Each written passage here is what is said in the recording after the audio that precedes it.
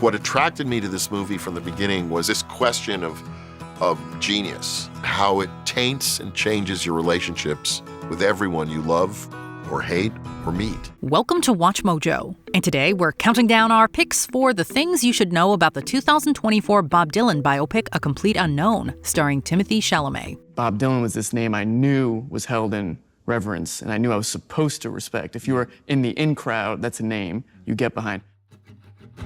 Number 10. The film was endorsed by the real-life Bob Dylan. How does it feel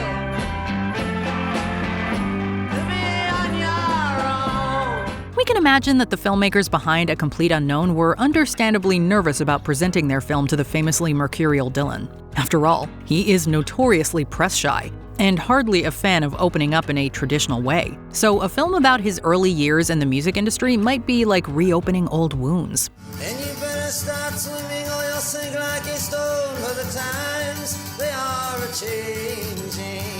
Thankfully, director James Mangold and his cast and crew could breathe a sigh of relief when the real Robert Zimmerman posted his glowing review of the film on X, formerly Twitter. Praising Timothée Chalamet's performance as, well, him, Dylan shared that, quote, "It's a fantastic retelling of events from the early 60s that led up to the fiasco at Newport." Phew.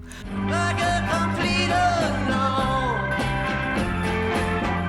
like a rolling stone. Number 9. It isn't the first Dylan biopic. You sound, for someone so widely known, a bit fatalistic. I'm not fatalistic. Bank tellers are fatalistic. Clerks are fatalistic. I'm a farmer. A Complete Unknown is a legitimately great biopic, avoiding many of the genre's cliches to deliver a satisfying understanding of the Bob Dylan experience. However, you may be surprised to learn that the film isn't the first time that Bob Dylan's life and times have been adapted for the screen. That honor belongs to director Todd Haynes' 2007 experimental musical drama I'm Not There. This young man has taken to the hearts of young people who seem to somehow identify with Jack. Why do you think that is? I don't know. I guess I got a lot of thoughts inside of me, and Whereas A Complete Unknown focuses on the period in Dylan's life from 1961 to 1965, I'm Not There is a dreamlike, impressionistic series of vignettes depicting reinterpretations of some of Dylan's most famous moments. If you can't get enough of Bob after seeing A Complete Unknown, we can't recommend Hayes' underrated film highly enough. Why do you think you were booed at your recent appearance in New England? Well, I figured there's a little boo in all of us. Number 8. It's nominated for 8 Academy Awards. You tramped all the way from Minnesota. Why is that? I wanted to catch a spark. Hard work clearly pays off. An Oscar contender before it was even made, A Complete Unknown was nominated for several precursor awards from critics' guilds and other voting bodies. Nominated for 3 Golden Globes. The musical biopic fared better once Oscar nominations were revealed on January 23, 2025. I say no one wants to hear what a kid wrote last month. Well, I like your songs. A Complete Unknown is up for Best Sound and Best Costume Design, in addition to several nominations for its cast. Alongside Chalamet's Best Actor nod, Edward Norton and Monica Barbaro, who played Pete Seeger and Joan Baez respectively, were acknowledged by the Academy. This is in addition to nominations for the film's screenplay, as well as Best Picture and Best Director nods for James Mangold, marking his first in the latter category. When's the new album out? Soon. 200 people in that room, and each one wants me to be somebody else. And they should just let me be. Let you be what? Whatever it is they don't want me to be. Number 7. Timothée Chalamet studied hard. I got approached with the material and I YouTubed Bob Dylan, and before his music even popped up, there were these press conferences that popped up from 1965 where he's so confrontational in his media appearances and he's so elusive and mysterious. And as someone who is very obedient in his media appearances. Nice to see you. Nice to see you. Wonderful Good to see you. Good Timothée to see you. Chalamet, everybody. When A Complete Unknown was announced, Oscar nominee Chalamet expected to have something like 6 months to research and rehearse his portrayal of Bob Dylan. Of course, that was in January 2020, and as you may have heard, the COVID-19 pandemic shuttered not only the film industry, but pretty much every industry across the globe. It was supposed to be the summer of 2019, we're supposed to shoot it. The summer of 2020, we were supposed to shoot it. Then the pandemic happened, but throughout all that, I got to keep working on the material. Chalamet's anticipated 6 months turned into nearly 5 years of preparation, and in that time, he got a lot done. In speaking with media outlets ahead of the film's release, the actor revealed that in the time of the delay, he learned to play the guitar and harmonica, and went on solo pilgrimages to Bob Dylan's various residences, including his childhood home in Minnesota. This man, Bob Dylan, was absolutely, I could just speak about him endlessly, and, you know, I would love if people saw this movie and even if they got a passing interest, discover the world of Bob Dylan. I feel like we get to be a bridge or a gateway to this guy. Number 6, director James Mangold's history with Johnny Cash. I missed her birthday. So I wanted to get her something more, you know? Like one of these dollhouses. But I don't know how to get it out to her. You want me to help you?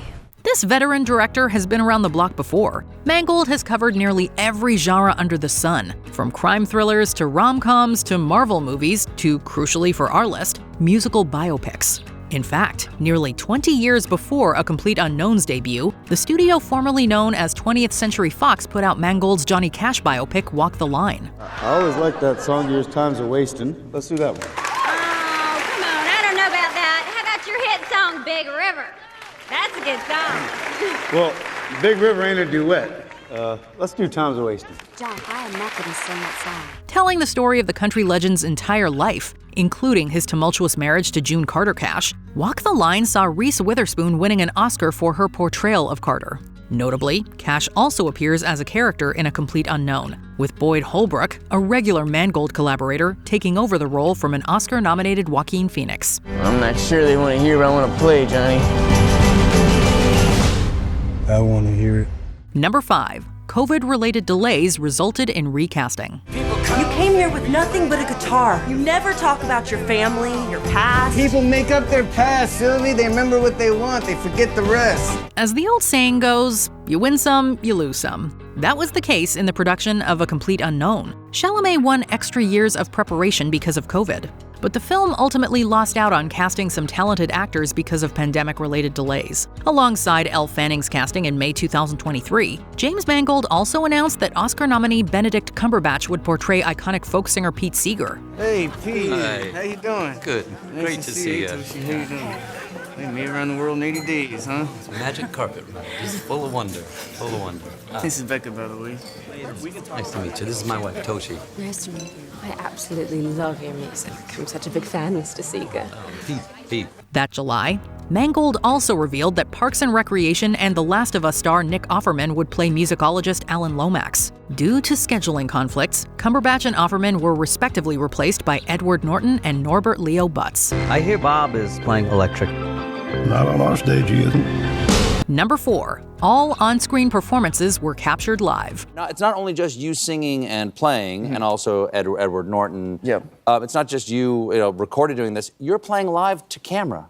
This is all live to camera, which was sort of ignorant and foolish because there was the fear from the music production side of the movie that if you play in different tempos for different takes, they won't be able to cut between them. As pointed out by the New York Times, quote, when actors in biopics do sing, it is common for them to record the vocals in a studio and then overdub them on screen. Singing live on camera can leave a performance falling flat, especially if the actor is not a trained vocalist. I had Edward Norton as the devil on my shoulder, and he said, listen, man, you sound better live. And something had clicked in my voice. And obviously, when you're playing, it does something to your voice, and something had clicked. The pre-records we did in Los Angeles in a studio in Burbank, and I'm trying to, this worst thing we could have done with a Bob Dylan biopic is sanitize it, is make it sound clean. According to James Mangold, that was the initial plan for A Complete Unknown. But once he heard Chalamet's live vocals, he was so unexpectedly blown away that he took a page from the real Dylan and threw away the playbook.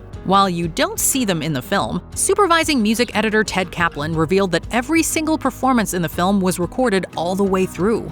Not too shabby. Yeah, you hear the cold country in his voice. So I didn't want to be a New Yorker recording in Los Angeles, decimating that music, man. I wanted to honor that legacy. Truly, man, this is like an American hero, an American great. Number 3. Why Sylvie Russo is actually Susie Rotolo. Obviously, I've never met Bob Dylan either. I think there was like an added, like maybe a subconscious weight to that, just that kind of solidified what I had been told before, which was that relationship was very special to him. And, Suze has since passed, and she never wanted to be a public figure. Elle Fanning plays Dylan's on-again, off-again girlfriend, Sylvie, in A Complete Unknown. Their relationship is fraught and underlined by the tension of Dylan refusing to open up about his past to her. Anyone who's gonna hold your attention on the stage, you have to kind of be a freak. Not everyone. Anyone's good. Bob and Sylvie's romance forms one of the key pillars of A Complete Unknown, so it may raise eyebrows to learn that Sylvie Russo never existed. Dylan requested that Mangold lightly fictionalize the real-life Susie Rotolo, who passed away in 2011. Said Mangold, quote, "It was a character who I felt, and I think Bob very much agreed when we talked early on, was the only one who wasn't a celebrity and an icon in and of themselves with a kind of public persona." I thought there was something really lovely, actually, that he wanted to keep her sacred. Yeah, and then also just we're doing our own versions of these characters, and I thought it was a beautiful thing. But there is a little bit, like, gosh, if he ever sees the film, you would hope that we captured the essence of that relationship, Number 2, Chalamet hired Austin Butler's Elvis team. Tell me honestly, what do you boys think my career is at right now? Well, it's in the toilet, Elvis.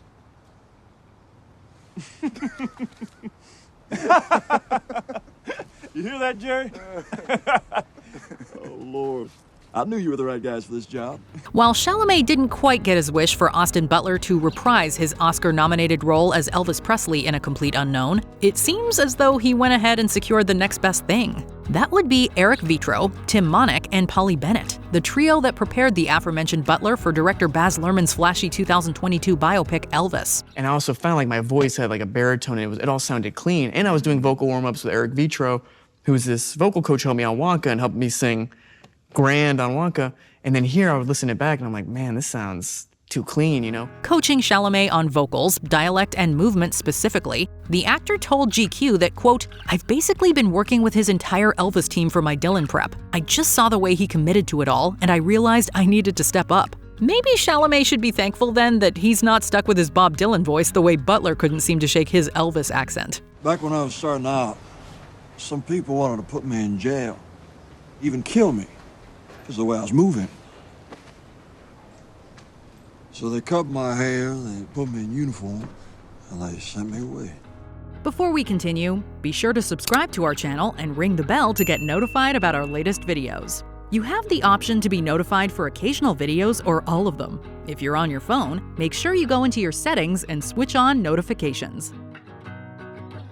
Number 1, Chalamet learned 40 Bob Dylan songs for A Complete Unknown. How does it feel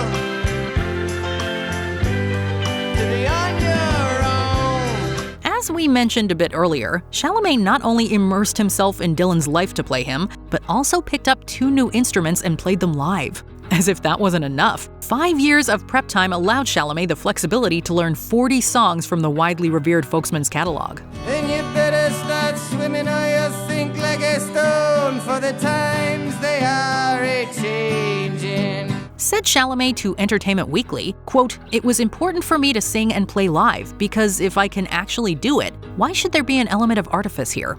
And I'm proud that we took that leap." While we don't hear all 40 in the movie, you can hear Chalamet performing a few of his Dylan tunes on a recent Saturday Night Live appearance.